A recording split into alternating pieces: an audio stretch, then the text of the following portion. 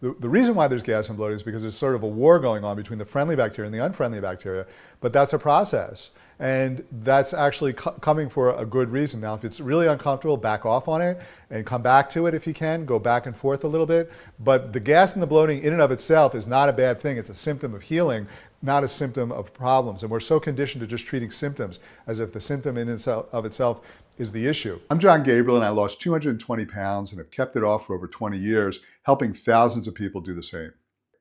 What you're about to watch is a real coaching session with my private group. If you've got a question, drop it in the comments and let's get to it. There's another question here from Sunny. Yeah. And she says, I was wondering if any of you saw the microbiome webinar. It was suggested that a person not eat fermented foods right away when beginning to address this issue of healing the gut because of symptoms like gas and bloating.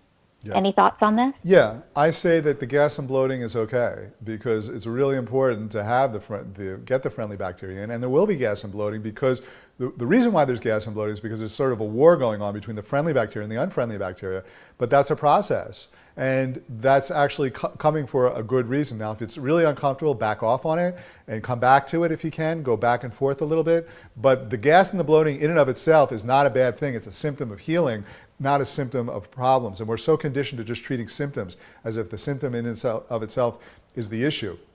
This is a symptom of healing in this case. So play with it. If it's too uncomfortable, back off. But if it's just gas and bloating, it's a short-term thing while you replenish your friendly bacteria. Nadia, what do you think of that? Because I know you're a real expert in understanding digestion. Do you have any thoughts on that? Yeah, the gas and bloating, I feel the same as you. It's not, I don't see it as anything dangerous, but it can be uncomfortable. Yeah. And so if that's the case, then I always recommend people to just go really slowly. And even now, I have that issue sometimes with myself. If I haven't had fermented foods for a while and then I have a little bit too much, I'll experience that cramping and bloating and sometimes some diarrhea. Yeah. And, I just have to let it move through my system and then start slowly and build it up again. Yeah.